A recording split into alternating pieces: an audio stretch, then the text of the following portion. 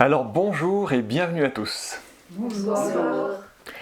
On commence déjà par un merci à tous ceux qui collaborent à ce travail, de quelque manière que ce soit, à ceux qui écoutent, à ceux qui cherchent, à ceux qui partagent, à ceux qui participent matériellement, psychologiquement, amoureusement. Merci parce que ça permet à tous de se frayer un chemin vers plus de bien, de beau et de vrai, comme on dit. Donc encore merci à tous. Cette année, on vous propose d'explorer ensemble un nouveau thème de conférence qui va s'appeler l'art de la relation. On va développer donc ce thème au fur et à mesure de l'année afin d'essayer ensemble du coup d'en extraire les enseignements les plus vivants. C'est peut-être bon de rappeler pour commencer qu'à travers chaque thème, on recherche ici à participer au mieux au grand mouvement d'évolution de conscience qui œuvre partout sur la planète. On cherche à comprendre, à vivre, à incarner au plus près les grands principes évolutifs qui cherchent justement écho en nous. C'est dans ce cadre qu'on va plonger dans l'art de la relation. On va voir ensemble aujourd'hui qu'en apprenant l'art de la relation, nous, quand je dis nous, c'est pas seulement le groupe ici évidemment, c'est tout le groupe qu'on appelle les serviteurs du monde, tous les chercheurs de vérité, un groupe mondial auquel on est affilié. Par l'art de cette relation, on va pouvoir libérer un flot de lumière, une révélation spirituelle et d'inspiration qui vont produire des changements très nets dans la conscience humaine. On dit même qu'à travers cet art de la relation, ça va pouvoir ouvrir les yeux des hommes aux réalités fondamentales et amener de justes relations sur Terre. Rien que ça, un beau petit programme, et tout ça grâce à l'art de la relation. C'est vrai que la notion de relation, c'est une chose essentielle dans la vie sous toutes ses formes. Dans l'humanité, c'est même quelque chose qui semble vital. On peut prendre un petit temps comme ça pour essayer de regarder à quel point la relation, c'est quelque chose d'important. Alors bien sûr, il y a les relations humaines, qu'elles soient familiales, amoureuses, amicales, professionnelles, les relations nationales, internationales, les relations commerciales, économiques, politiques, on ne va pas toutes les citer, mais on sent bien comme ça que relationner, c'est une nécessité en soi, c'est un principe de la vie elle-même. On peut voir aussi comme ce besoin, il semble être croissant depuis quelques décennies, et que c'est d'ailleurs cette nécessité comme ça de relationner croissante qui est un peu cette nécessité de tout faire communiquer, de tout mettre en relation, qui a fait l'explosion du monde d'Internet, comme on dit. C'est grâce à ça que tout peut être mis en relation. On prend à peine la mesure de ce grand phénomène comme ça. Tellement c'est énorme, tellement ça a été rapide, tellement ça a été naturel dans l'humanité, et on ne prend pas la mesure que ça répond complètement, que c'est la conséquence directe à notre besoin insatiable de relation. Grâce à ça, on peut être en relation avec tout ce qui se passe sur Terre. Le réseau d'information, par exemple, est continu. On peut être mis en relation avec n'importe quel savoir-faire, n'importe quelle formation. On peut relationner avec n'importe qui de connu ou d'inconnu, quasiment partout sur Terre. Et même maintenant, des relations virtuelles avec des amis ou des amoureux qui n'existent même pas. Alors, groupe WhatsApp, Facebook, Signal, Zoom, Skype, on voit bien à quel point ça prend de la place dans nos vies et la place que nos téléphones, du coup, ont pris, c'est simplement le reflet, ça symbolise simplement ce besoin vital de relation. On est en relation les uns avec les autres, mais aussi avec notre banque, avec notre mutuelle, avec tous les services de santé. On est connecté à l'État pour nos impôts, nos différents services administratifs et toutes les applications possibles et imaginables, voire inimaginables, qui se cachent dans nos portables.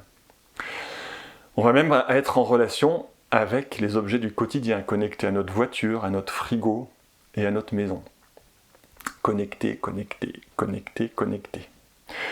En dehors de l'anecdote, c'est surtout pour se rendre compte à quel point on est producteur et consommateur de relations. Comme si, plus ou moins consciemment, on sait profondément que rien ne va vraiment sans relation. En plus des relations humaines, parce que ça ne s'arrête même pas là, on entretient des relations assez fortes avec le monde animal. On sait qu'un Français sur deux vit avec un chat ou un chien. Si on rajoute les chevaux, les hamsters, les poissons rouges et tous les animaux d'élevage par exemple, qui restent un type de relation, on voit bien à quel point l'humain et l'animal sont aussi très en relation. Pour le végétal, pareil, entre nos plantes d'appartement, nos fleurs, nos jardins, nos pommades, nos crèmes, nos légumes, une relation absolument incroyable avec le monde végétal. Le monde minéral n'est pas en reste, nos pierres précieuses, nos pierres de compagnie, comme on les appelle, à qui parfois on parle, à qui on attribue des sentiments. Je ne parle pas de la sculpture, des matériaux de construction, même des métaux, c'est absolument gigantesque. Et puis bien sûr, on a aussi développé et établi des relations avec les règnes, comme on les appelle, suprahumains, avec le divin. Bien sûr que la religion, la méditation, toutes les pratiques spirituelles sont aussi des modes de relation. Alors au vu de tout ça, on pourrait se dire que on est un peu des maîtres dans l'art de la relation déjà, qu'on arrive à être en relation finalement avec tout, qu'on a tissé un réseau de relations complètement fantastique, qu'on a développé des facultés relationnelles extraordinaires. On pourrait presque dire qu'on est maître dans l'art de la relation. Mais alors, où est le flot de lumière, la révélation spirituelle et l'inspiration qui change les consciences si on est des maîtres de relation ? En ce moment, on a plutôt l'impression d'être dans un flot un peu d'obscurantisme, de révélation de l'égoïsme et du nationalisme. Mais c'est vrai que dire qu'on est des êtres de relation, dire que la relation est un enjeu majeur dans nos vies, que la relation est vraiment un point où on vit tout le temps en relation, ça ne nous dit pas notre façon de relationner. Et la quantité, évidemment, ne nous garantit pas la qualité. On dit toujours ces phrases de manière assez évidente, un peu automatique, comme des constats. C'est comme ça, on est des êtres de relation. La relation, c'est la vie. Mais est-ce qu'on s'est posé la question de pourquoi la relation, c'est la vie ? Pourquoi est-ce que c'est si important dans notre vie ? C'est quoi cet élan insatiable qui semble complètement naturel ? Et puis peut-être en première question se demander comment on relationne ? On pourrait essayer de regarder, pas avec qui on est en relation, mais plutôt comment nous sommes en relation. Et peut-être bien que le flot de lumière et de révélation spirituelle a besoin de relations plus justes pour advenir. Peut-être que, comme on commence à le dire, on l'entend un petit peu déjà en psychothérapie, c'est la relation elle-même qui a un problème. C'est la relation qu'il faut soigner. Souvent, nous on fait le contraire.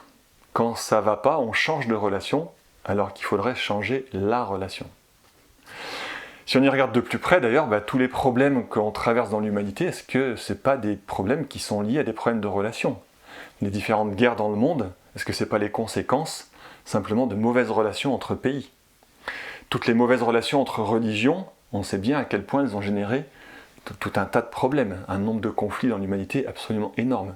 Les problèmes économiques, de pauvreté ou d'extrême richesse, est-ce que ce n'est pas simplement aussi des problèmes de relations aux ressources humaines ? Aux ressources planétaires, pardon. Les relations hommes-femmes, les relations, on pourrait en citer plein, encore tous les problèmes écologiques par exemple, dans leur ensemble, est-ce que ce n'est pas le reflet de mauvaises relations au vivant dans son ensemble ? Alors si la relation, elle n'est pas très bonne, si on ne sait pas bien relationner, s'il nous faut changer notre mode de relation, est-ce qu'on pourrait déjà faire un petit diagnostic ? Est-ce qu'on pourrait s'interroger sur notre mode de relation ? C'est-à-dire à partir de quoi on va dans la relation, à partir de quoi on rentre en contact avec l'autre. On va citer un livre de Baptiste Morisot qui s'appelle « Manière d'être vivant ». Et dans son livre, il nous interroge justement sur notre manière d'être au monde. Il prend un exemple bien précis, c'est juste pour pouvoir s'illustrer un peu la question, sur notre rapport notamment au monde animal et un exemple sur notre relation au loup. Évidemment que si on est le militant pro-loup, que si on est l'éleveur de moutons, si on est le berger, si on est le touriste, le journaliste à sensation ou le photographe animalier, notre relation avec le loup sera bien différente. On cherchera peut-être alors à le protéger, à l'apprivoiser, à l'observer, à le tuer ou à le fuir. Il met simplement en lumière, avec cette question, un principe très simple. Nous rentrons en relation à partir de nos envies, à partir de nos désirs et de nos idéaux personnels. En fonction de ça, c'est un peu le moteur, on rentre en contact avec l'autre. En fait, je vais vers l'autre avec ce que je cherche pour moi, avec ce que j'ai envie moi. La relation, elle part de moi pour aller vers l'autre. En fait, on colore la relation avec ce qu'on a envie d'y trouver. C'est là que l'autre, il m'apporte ce que je cherche, il me satisfait, ou au contraire, il ne peut pas me donner satisfaction. C'est là qu'il y a attraction ou répulsion. C'est là qu'on ne se rend pas toujours compte, mais que finalement, c'est un peu énergétique, c'est magnétique. Aucun hasard dans nos relations. Les relations qui m'apportent et qui me comblent se développent. Les autres se repoussent mutuellement ou se combattent si elles ne peuvent pas se repousser. C'est pas vraiment nouveau tout ça, mais c'est impressionnant de voir clairement comme ce principe gère toutes nos relations. C'est vraiment notre mode relationnel, notre relation de couple, familiale, professionnelle, amicale, mais aussi on pourrait l'étendre, notre relation à l'argent, notre relation à la politique, à la santé. Et c'est aussi comme ça que les différents pays, les différentes religions, les différents systèmes économiques fonctionnent. On fait évidemment pareil avec le monde minéral, végétal, animal, et toujours le même cas dans notre relation au divin ou au spirituel. Je vais vers l'âme, je vais vers Dieu ou le monde spirituel avec cette énergie de « je souhaite quelque chose ». Que peux-tu m'apporter? C'est avec ça qu'on rentre en relation, la plupart du temps. Alors c'est difficile à voir ça tant le type de demande peut sembler différent. On ne va pas tous de la même façon dans la relation.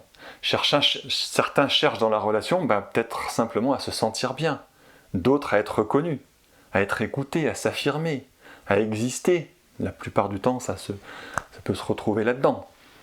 Pour certains, ça peut être à être respecté.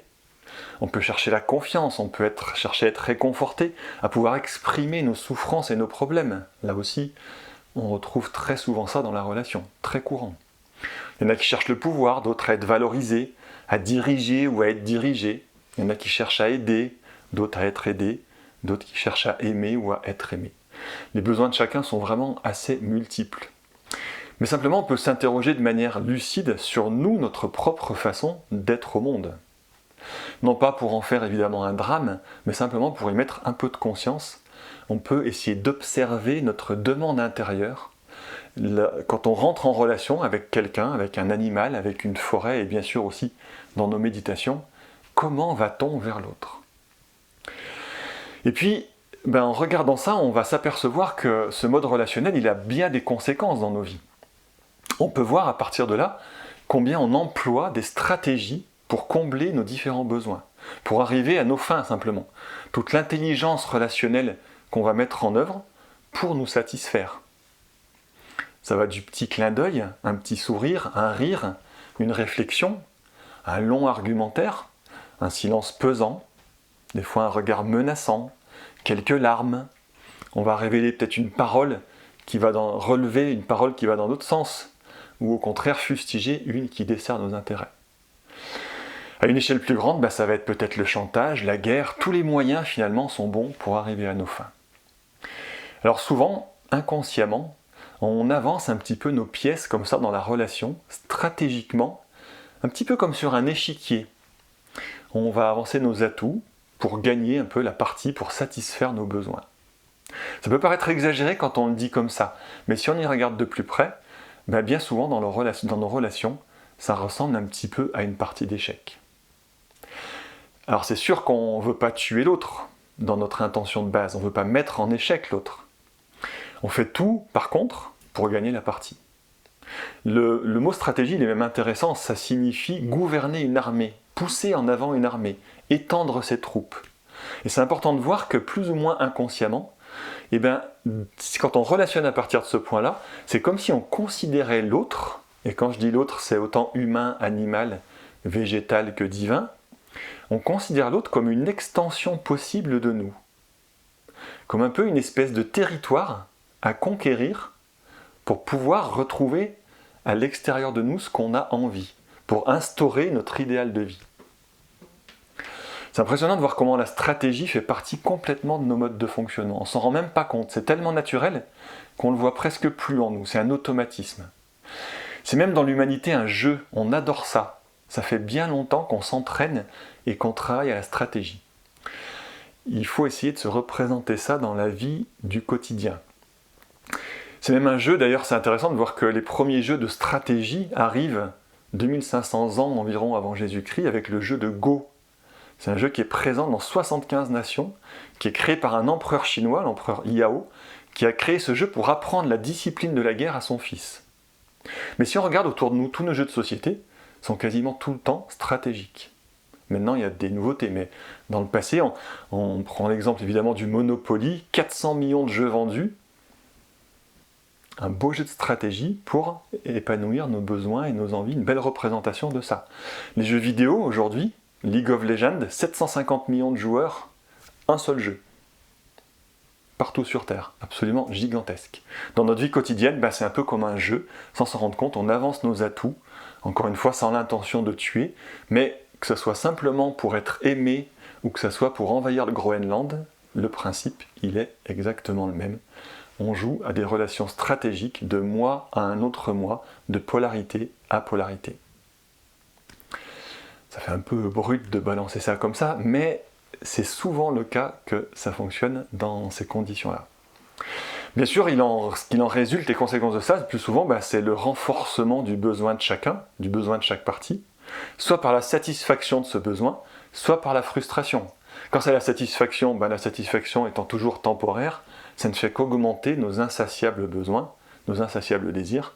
Et évidemment, quand c'est la frustration, ça stimule encore plus nos envies. Et finalement, on en ressort encore plus moi, encore plus mes désirs qu'avant. On pourrait dire, quand même, toutes nos relations ne sont pas comme ça. Moi, par exemple, je travaille dans un lieu, un coworking, très sympa, on a des belles relations qui ne ressemblent pas du tout à une partie d'échecs. Alors c'est sûr que souvent on trouve des alliances de circonstances avec qui on coopère, que ce soit des groupes d'amis, un club de sport, une chorale, un parti politique, même un groupe de méditation. Mais la plupart du temps, le but il reste le même. C'est avoir des bénéfices, satisfaire mes besoins, avec un groupe qui a les mêmes besoins et les mêmes désirs que moi. C'est comme ça qu'on va se retrouver. Et ainsi, on évolue dans un monde de particule à particule, de moi à autre moi, en se rendant même pas compte qu'on perpétue, par ce mode de relation, des mondes et des sphères, on pourrait dire des sphères énergétiques, qui sont comme ça des entités séparées, en interaction, certes, mais complètement séparées. Si on pouvait un peu voir l'échange d'énergie dans ce type de relation, on pourrait s'imaginer comme des petits fils de lumière, un peu comme des toiles d'araignée, mais qui partent du désir de chacun, qui va rencontrer le désir de chacun, et puis qui s'éteint, qui s'allume, et des petites relations comme ça, mais on verrait certainement pas un flot de lumière et de révélation divine. Alors, il y a une question qui vient souvent comme ça, c'est que dans un monde d'interaction, où tout le monde, finalement, cherche à tirer des bénéfices, quand tout le monde tire des bénéfices de ces relations, où est le problème? Si chacun y trouve son compte, est-ce que c'est pas ça qu'on appelle les justes relations? Si tout le monde personnellement arrive à tirer profit de la relation, c'est parfait.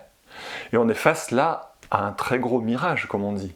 Une pensée très présente dans l'humanité, car beaucoup de nous ont réalisé que la relation qui exploite l'autre, qui se sert de l'autre, qui tue l'autre, que ce soit un pays, un humain, un animal ou autre, au détriment de l'autre, elle est négative évidemment. Mais quand chacun profite de ces relations, où est le problème ? Alors, on pourrait discuter longtemps de cette question, mais il suffit de s'en poser une autre. Est-il possible que ce qui profite personnellement à certains profite à tous? Et quand je dis tous, tous les humains, tous les animaux, tous les végétaux, tous les minéraux, et même au divin. Est-ce que c'est possible, par exemple, qu'une relation au divin qui profite à une personne, à une religion ou à un peuple, et non à tous, est-ce qu'elle peut être juste ? Les profits personnels, comme on s'en doute bien, ils ne peuvent pas par définition profiter à tous.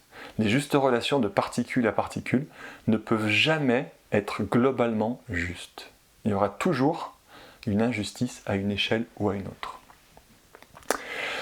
Alors ok, si on relationne à partir de mes désirs à moi, de moi à l'autre, même avec une bonne intention, on a bien compris que c'était pas ça l'art de la relation. Qu'est-ce qu'on peut proposer alors ? Qu'est-ce qu'il y aurait comme proposition ? Si on reprend l'exemple de tout à l'heure du livre de Baptiste Morisot, pour aller plus loin, il nous propose que notre manière d'être vivant doit prendre en compte les besoins de tous les autres protagonistes de l'histoire. Que pour que notre relation au loup, par exemple, soit juste, on doit aussi se mettre à la place du loup, se mettre à la place du mouton, du chien de protection, de l'éleveur, du berger, du boucher, du consommateur de grillade, du randonneur, du garde forestier, de la montagne, de l'herbe qui pousse, qui dépend aussi du passage des moutons, bref, de absolument tout ce qui est dans cette histoire. Alors, à partir de là, on pourrait peut-être essayer d'ajuster notre relation au loup. Et on sent bien qu'il y a peut-être quelque chose de possible, qu'il y a un nouveau mode de relation. Ça semble un pas intéressant. Ça semble un pas intéressant, mais ça semble aussi un pas bien compliqué, parce que se mettre à la place, comme ça, de tout le monde et de toutes les relations en présence, ben, c'est pas bien facile. Et puis, on a toujours le risque de se retrouver dans une relation qui n'est pas vraiment adaptée, parce que souvent, dans cet essai de prendre en compte tous les protagonistes d'une histoire, ben on arrive trop souvent en fait à faire des compromis. On va essayer de satisfaire tout le monde, de satisfaire chacune des particules, et au final, on satisfait vraiment personne. Dans un autre cadre, comment satisfaire les actionnaires, les salariés, les clients, les banques, les syndicats, les normes de sécurité et la qualité d'un produit en même temps. On voit bien la difficulté que ça représente. On voit bien aussi combien, à travers les problèmes du monde aujourd'hui, on a du mal à résoudre les problèmes par ce type de relation. On reproche d'ailleurs souvent à ces fonctionnements relationnels d'être lents, d'être inefficaces et d'être sans pouvoir. C'est ce qu'on entend souvent reprocher par exemple à l'ONU. Pourtant on fait appel aux diplomates, aux organisations internationales, aux médiateurs. Parfois ça fonctionne un peu temporairement, ça donne un petit peu quelque chose de mieux, mais faute de mieux, on retombe très souvent, et c'est ce qu'on voit d'ailleurs en ce moment, dans la relation entre particules, et dans le besoin à nouveau de satisfaire chacun, chaque partie. Alors on peut déjà saluer tous ces nouveaux modes de relation, voir tous les bienfaits que ça permet, voir que c'est un chemin d'évolution à cet endroit-là qui est vraiment intéressant. La vue est déjà plus large, c'est déjà vraiment un beau pas en avant. Et on peut sentir dans cet élan un début un peu de relation de groupe, et non plus de particule à particule. Mais bon, on sent bien que c'est qu'un premier pas vers les justes relations. Alors pour aller plus loin, quelle proposition encore est-ce qu'on peut avoir pour essayer de développer justement cet art de la relation? Mais on va se poser deux questions ce soir pour avancer là-dedans. C'est que la première, pourquoi finalement est-ce que c'est si important cette notion de relation? Pourquoi elle est si importante dans nos vies? Pourquoi on a ce besoin inné dans nos vies? Pour y répondre simplement, la notion de relation, elle est tellement importante dans nos vies, pas parce que nous sommes en relation, pas parce que nous avons des relations avec le monde, mais parce que nous sommes en relation. Quand on dit que nous sommes des êtres de relation, il n'y a rien de plus vrai. Simplement, habituellement, on l'entend comme des êtres qui vivent en relation, comme des êtres qui ont besoin de relation. C'est pas que nous en avons besoin, c'est que simplement c'est ce que nous sommes. On est relation, on est la relation vivante, comme on dit, entre Père Esprit et Mère Matière. On est entre Père Ciel et Mère Terre. On dit relation entre la grande vie une, son impulsion de vie qui nous anime, et la forme individuelle qu'on a pris temporairement. On est la relation vivante entre la grande conscience planétaire, l'âme une, l'âme incarnée que nous sommes, notre personnalité et nos corps. On est cette relation qui a commencé il y a 4 milliards et demi d'années, entre une gigantesque conscience et de la matière. On est cette relation qui se poursuit de jour en jour à travers tout ce qui vit sur Terre, humains, animaux, végétaux, minéraux. On a tendance à l'oublier. On est cette relation qui imprègne les qualités d'être de cette grande vie une, de cette grande conscience, à travers la myriade de formes qu'elle a créées pour ça. Et encore, on est en relation à bien plus grande échelle. Dans plusieurs enseignements spirituels, on dit que Dieu est relation. Dieu est relation. Dans les relations des consciences les plus subtiles, les relations interstellaires, comme entre des constellations, comme la Grande Ourse par exemple, entre notre Soleil et Sirius, ou encore plus vaste, là ça nous dépasse complètement. À une échelle plus proche déjà, on est en relation avec la conscience solaire, avec ses planètes, dans son système, Jupiter, Neptune, Mercure, les planètes entre elles sont en relation. On ne s'arrête pas à une relation physique quand on parle de ça. Ça c'est que le résultat de la relation d'être de ces entités.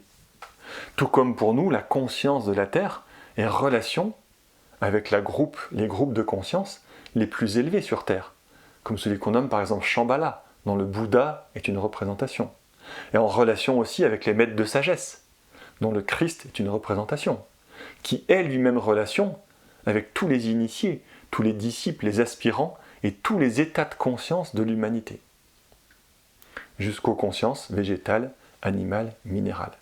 Dieu est relation, nous sommes relation.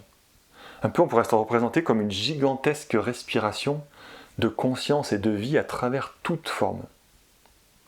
Et nous sommes relation bien avant d'avoir des relations. C'est le titre de ce soir. Être relation ou être en relation? C'est ça la question qu'on peut se poser.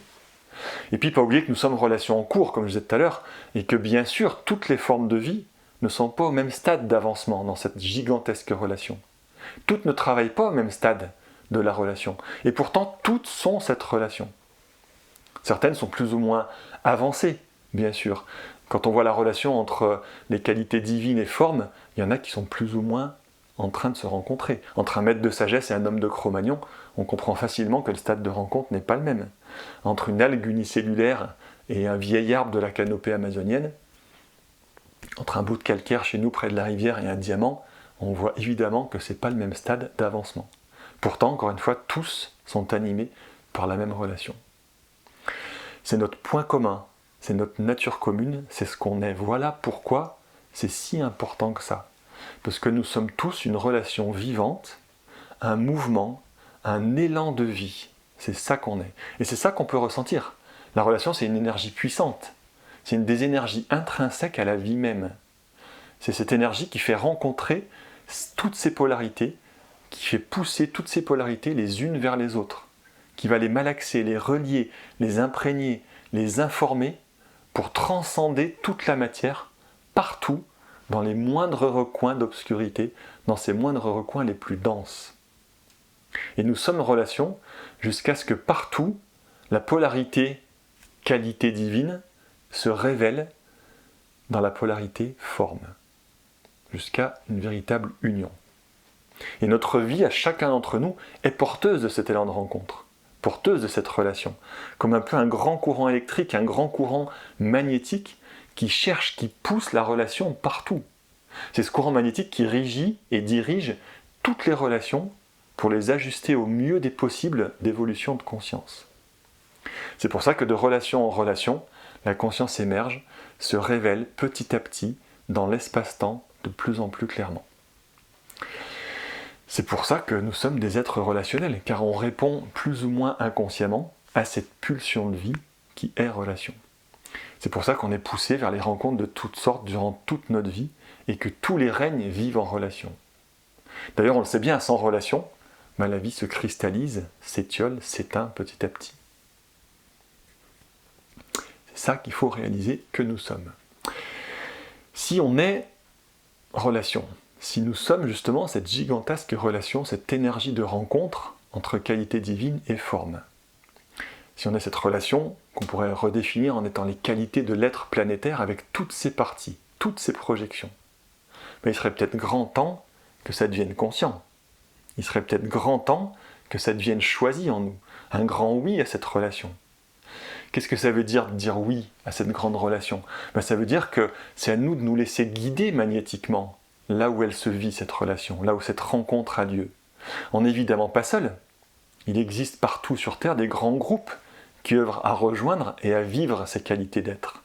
Des relations existent entre les maîtres de sagesse et tous les chercheurs de vérité comme nous. Des relations se cherchent entre les qualités divines et les maîtres de sagesse. On peut se relier consciemment à ces groupes, au mieux de nos possibles. On dit que c'est un effort au sein de notre propre conscience. C'est une tension de l'âme en nous, jusqu'à devenir ces groupes. Alors, au sein de cette relation qui se vit partout, on pourrait être en résonance avec les états de conscience les plus subtils qui se cherchent. On pourrait être en résonance, par exemple, avec la qualité d'amour, comme le vivent nos grands frères, en résonance avec la qualité de vision claire, avec la qualité de compréhension aimante et toutes les qualités de l'âme de cette grande conscience planétaire. Il ne faut jamais oublier, et on a tendance à le faire, que l'âme unique, comme on l'appelle la grande conscience planétaire, on l'appelle Dieu aussi parfois, c'est un peu les mêmes mots, elle garde un contact conscient, une relation intérieure avec tous ses aspects. On entend parfois parler du Sutratma, du cordon de lumière, comme on l'appelle dans la Bible. C'est la relation indéfectible, c'est-à-dire qui ne peut cesser d'être, qui est fondamentale, c'est pour ça qu'on dit qu'on est relation, entre l'âme une et chacune de ses parcelles. Alors bien sûr que les animaux, les végétaux, n'ont pas conscience d'être âme, la plupart des humains non plus. Mais l'âme, elle a conscience de toutes ses parties. Le contact a toujours été là, c'est nous qui ne le percevons pas parfois. La relation, elle demeure, elle est, nous sommes en relation. L'âme une, elle nous appelle tout le temps, elle nous attire, elle rappelle et elle informe toutes ses parties pour se retrouver et pour se révéler. Ça signifie pour nous qu'il est toujours possible de rejoindre en nous ces états d'être, de plus en plus haut. Si on se donne à la relation, alors évidemment à condition que le point de départ de la relation soit plus mes désirs personnels, mais soit de se laisser toucher par ce qui se vit dans cette relation. Qu'est-ce que la vie cherche en nous? C'est de là qu'on peut partir. L'amour cherche en permanence à nous rencontrer. La lumière aussi. Mais si on ne se livre pas à cette relation, rien ne se passe. Ou alors ça va très doucement, un peu forcé, par accident, par nécessité, qui nous oblige justement à ouvrir à quelque chose de plus grand. Par contre, dans un grand oui à la relation, dans un élan retrouvé intérieurement, dans la joie aussi des retrouvailles, comme on le dit, avec ce que nous sommes, dans un élan sincère, ouvert, sans aucune attente et sans aucune demande personnelle, alors là, ça sera possible. Sincèrement, si on y va comme ça, là, la rencontre pourrait être active. Pour garder un peu cette idée vivante en nous de ce qu'on vient de dire, on peut retrouver dans ces mots qui sont simples, qui sont un peu des mots comme ça pour se reconnecter à ce vécu, qu'on trouve dans la Bible et qui dit « Approchez-vous de Dieu et il s'approchera de vous ». Qu'est-ce que ça veut dire? Ça veut dire, justement, soyons cette relation avec Dieu en nous et Dieu est là. Soyons la relation avec l'amour divin en nous et l'amour divin est là. Approchez-vous de lui, quand on dit approchez-vous de Dieu, ça nous invite à nous rapprocher de notre part divine. Pas d'aller prier ou de méditer avec une demande personnelle, de compréhension, de nirvana, de santé, de paix ou d'abondance. Pas non plus évidemment par dévotion. Approchez-vous de lui, ça dit soyez comme lui. Cherchons le bien pour l'ensemble du vivant en nous. Cherchons-le en nous. Cherchons la vérité qui élève toutes les consciences en nous. Cherchons l'amour pour l'ensemble. Cherchons à être ces qualités au plus haut que possible. Alors, là, elles se dévoilent à travers nous. S'il y a une demande sincère, il y a une réponse sincère. Un peu comme une respiration. Plus on inspire sincèrement physiquement, plus il y aura une expire et plus la relation sera vivante. Voilà notre manière d'être au monde. Une première partie, c'est une manière d'être intérieur avant tout. Rester relation intérieure avec les qualités de la grande conscience planétaire le plus vivant possible. S'approcher de Dieu le plus possible, et c'est là qu'il s'approche de nous. On est relation permanente, et cette relation est une relation de qualité d'être. Alors quand cette posture intérieure va devenir un peu vivante en nous, forcément, nos relations au monde extérieur, elles vont radicalement changer. On va peut-être commencer justement à pouvoir parler de plus justes relations, peut-être même voir un peu le début du torrent de lumière et de révélation spirituelle. Si on arrête de relationner à partir de particule à particule et de désir personnel à désir personnel. Quand on se reconnecte à cette grande relation divine, le premier point qui va être primordial dans notre manière d'être au vivant, notre manière d'être au monde, comme on disait tout à l'heure, c'est qu'on ne va plus justement à la rencontre de l'autre en tant que polarité, chargée de mes besoins, mais simplement dans la reconnaissance que toute forme de vie, tout ce qui respire et vit sur Terre, est considéré comme un partenaire d'évolution, un partenaire à part entière.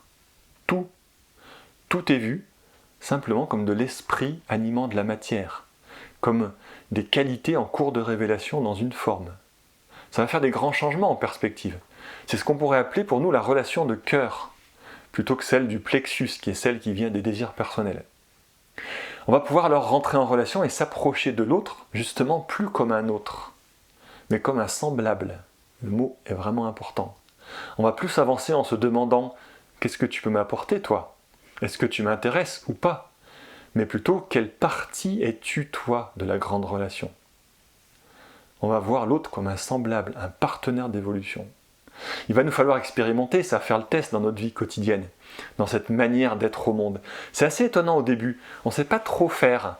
Le semblable et nous, parce qu'on ne peut plus l'appeler l'autre, le semblable, on est un peu déstabilisé. On a tellement l'habitude d'aller vers l'autre avec nos stratégies et nos modes relationnels personnels, nos besoins et nos attentes, que si on enlève tout ça, on a l'impression qu'il ne reste rien. C'est vraiment intéressant de vivre ça. On s'aperçoit qu'il n'y a plus d'enjeu personnel. Plus aucune attente, plus de tension dans la relation. Il n'y a plus d'a priori. On se vit juste en présence, dans la rencontre. Tout le reste, ça devient superficiel. C'est une posture intérieure qui donne aucune importance à la forme. Même si elle est reconnue, ça ne veut pas dire qu'elle n'est pas vue. Elle peut être reconnue, mais quelle que soit la couleur de peau, la culture, la religion, l'âge, le sexe, l'état physique, l'état émotionnel, les idées présentes, au fond, on se perçoit comme semblable. Là, ça crée de l'espace. C'est justement là qu'il y a réellement un début de relation possible. Avec notre partenaire, on peut toujours plus dire l'autre.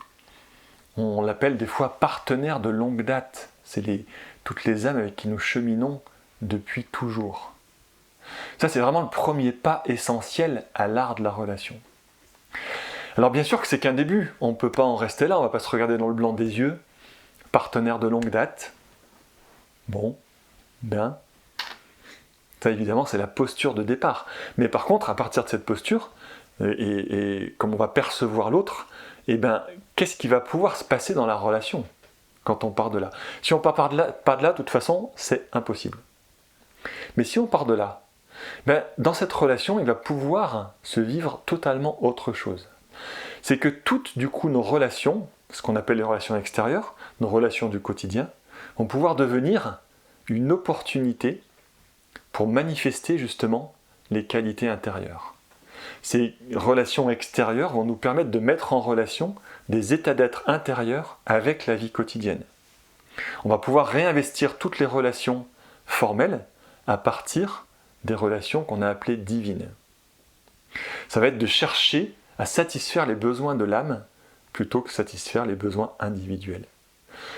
Que la relation nous plaise ou pas, peu importe. On va faire au mieux pour que l'âme puisse déployer tous ses atouts, quelles que soient les conditions extérieures. C'est comme si on passait de la partie d'échecs au jeu coopératif. Toutes les rencontres sont alors une opportunité pour faire émerger, pour valoriser des qualités divines présentes de partout. L'autre devient un potentiel expansion de l'âme et non plus un potentiel expansion de moi. Dans cette interaction entre particules, dans l'interaction qu'on a vue tout à l'heure entre particules, on fait toujours en sorte que la particule s'y retrouve. Dans la relation de cœur, on va faire en sorte que toujours des qualités s'y retrouvent.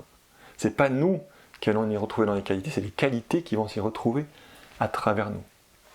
À partir du point d'amour, comme il se vit dans notre relation à Dieu, cet amour-là qui unifie, qui inclut, qui reconnaît avec amour, avec discernement, chacune de ses parties, qui amène de la compréhension aimante, et on va pouvoir amener cette qualité dans nos interactions quotidiennes. On va pouvoir proposer cet état d'être à nos semblables. Dans une discussion, que ce soit sur des proches, sur l'actualité du monde, c'est toujours possible de se positionner comme ça. Que ce soit par des paroles, par des attitudes, en remettant dans un contexte plus large, on peut stimuler la qualité d'amour inclusive, on peut trouver une stratégie pour ouvrir le regard, pour aimer. Et là, il n'y a pas forcément besoin de l'expliquer, de raconter tout ce qu'on en a touché, d'en dire toute la théorie peut-être qu'on sait, mais il y a besoin urgent de le faire goûter, de le partager, de mettre en relation nos vécus intérieurs avec notre quotidien. Ça sera la même chose à partir du point de lumière, du point de vérité spirituelle de la grande vie, comme il se vit dans la relation intérieure, qu'on va pouvoir mettre en relation. L'âme une, on va pouvoir chercher à amener cette lumière dans notre quotidien, à éclairer toute situation depuis ce point. Du point de volonté de bien, du point de volonté d'ensemble, du point de réelle harmonie de la vie une, on pourrait prendre toutes les qualités divines qu'on a pu déjà citer. L'art de relation, ça va être de mettre en relation les touchés les plus hauts avec notre quotidien. Ne plus rester comme ça dans notre vie intérieure, séparée de notre vie quotidienne. Alors bien sûr, c'est très relatif. Notre relation à Dieu, elle est évidemment très limitée. Notre capacité de vivre l'amour divin, par exemple, comme Dieu le vit, lui, elle est évidemment infime. Mais peu importe, et c'est vraiment important, l'art de la relation, c'est d'essayer. Essayer de monter le plus haut possible dans la relation intérieure et d'amener ça le mieux possible dans nos relations quotidiennes. La relation, c'est faire communiquer. En fait, on ne se rend pas assez compte du pouvoir de cette relation. Pourtant, c'est un phénomène très puissant. chaque fois qu'on essaye ça, même maladroitement, eh ben, en le faisant, on stimule l'âme, on stimule la qualité d'amour, de lumière, de volonté. Ces qualités-là, elles s'agitent, elles se manifestent, même un tant soit peu en nous. Mais elles rayonnent à chaque fois que ça se vit à travers nous. Ça attire à la surface ces qualités d'âme, qui sont inhérentes à chaque forme. C'est un peu comme une loi magnétique. Les états d'être subtils attirent à travers nous les états d'être subtils. Dans la relation à l'âme, on stimule la relation à l'âme qui est partout, comme des aimants qui s'attirent. On appelle ça parfois les atomes crochus, mais c'est plus entre personnes ou entre formes, c'est entre qualités. Et de même que la relation vivante à l'âme en toute forme stimule en nous les qualités de l'âme, c'est bien sûr quelque chose qu'on a déjà éprouvé, au contact de certaines personnes, de certains enseignements, dans l'actualité, dans une pensée spirituelle ou philosophique, même des fois dans une vision scientifique, on se sent parfois inspiré, on se sent invité à plus grand, ça stimule en nous un état d'être. Même parfois avec les autres règnes, un beau cristal, une rose bien parfumée, ça attise en nous une certaine qualité d'être. Et bien à nous de les voir, à nous de les vivre, et du coup d'en être porteurs. Comme on l'a évoqué tout à l'heure, l'âme une, partout où elle se manifeste, appelle et attire ces différentes parties à se révéler, à s'auto-révéler. Et bien partout où cela est vu et vécu, ça va donner la force à chacun de révéler cela en lui. Ça, c'est une relation qui profite à tous. Et c'est même un effet boule de neige, comme on dit. Les qualités de l'âme une poussent en permanence derrière toute forme. On peut faire confiance à l'âme de nos semblables pour s'entre-attirer, plutôt que s'entre-tuer. Ça, c'est une stratégie d'amour. Et c'est cette stratégie-là qu'on doit et qu'on peut accompagner. On sous-estime vraiment le pouvoir attractif des qualités de l'âme. On sait pourtant que c'est pas par des belles théories, des beaux discours ou des idéaux imposés aux autres qu'on va changer le monde. C'est en changeant notre manière d'être au monde, en changeant notre mode relationnel, que cela va donner la force à tous de changer. Et puis le troisième point qu'on va voir, le premier point c'est vraiment de relationner à partir du point de vue de nos semblables, le deuxième c'est de pouvoir amener la relation intérieure jusque dans nos relations extérieures et de faire cet effet magnétique dans l'âme de toute forme. Et puis la troisième c'est que ça va aussi gouverner nos relations quotidiennes. C'est qu'on va attirer et on va être attiré par tout ce qui vibre sur cet état d'être. On va se reconnaître, attirer les uns et les autres avec tous ceux qui s'attirer les uns les autres avec tous ceux qui travaillent consciemment à cette grande relation. Et pour ça, il va falloir se laisser guider et se laisser attirer par les personnes, les idées, les activités et les enseignements qui appellent à ce travail. Un peu comme une note intérieure qui attire, qui rayonne en dedans et qui met en relation tous ceux qui sont à ce stade d'évolution de conscience. On va alors se regrouper, au début inconsciemment, et puis de plus en plus consciemment, avec tous nos partenaires d'évolution. On va les reconnaître, se regrouper pour travailler cette relation, et du coup, accorder de moins en moins d'importance, de moins en moins de temps et d'énergie aux autres relations, celles où il n'y a pas encore de possibilité pour ce travail. Alors souvent, dans ce qu'on vient de dire, on confond potentiel et possibilité, parce que comme on l'a dit tout à l'heure, évidemment qu'il y a un potentiel en chaque forme, mais selon le stade de développement, il n'y a pas toujours de possibilité immédiate. La différence et le discernement entre cela est primordial dans nos relations. C'est sûr qu'un bout de calcaire est potentiellement un diamant, mais il n'a pas la possibilité dans l'immédiat de l'être. Les humains en pleine conscience individuelle ont le potentiel d'un état de conscience de cœur, mais pas forcément la possibilité immédiate de l'être. Il va donc falloir qu'on se laisse guider intérieurement et qu'on se regroupe, qu'on écoute et qu'on rejoigne ceux avec qui on est dans ce stade de travail de conscience. Pas seulement les groupes physiques, mais bien sûr on va voir progressivement qu'on va pouvoir se reconnaître avec et se regrouper avec tout ce qu'on appelle les groupes subjectifs. Ce qu'on appelle le grand groupe des serviteurs du monde, qui est partout à l'œuvre sur Terre, tous ceux qui cherchent comme nous à servir le monde. On va se regrouper, être en relation par la pensée avec les groupes de conscience encore plus avancés, ce qu'on appelle par exemple les maîtres de sagesse de la hiérarchie. Et ainsi, par cette démarche-là, par cette relation-là, on va créer de plus en plus consciemment la grande relation, ce qu'on appelle le grand pont, depuis les plus hautes consciences possibles, jusque dans chaque parcelle de l'âme unique qui est présente en chaque forme. C'est vraiment et c'est seulement une entreprise de groupe. Et quand un nombre conséquent d'humains se laisse attirer consciemment par cette entreprise de groupe, c'est là que ça produit une impulsion magnétique d'une grande ampleur.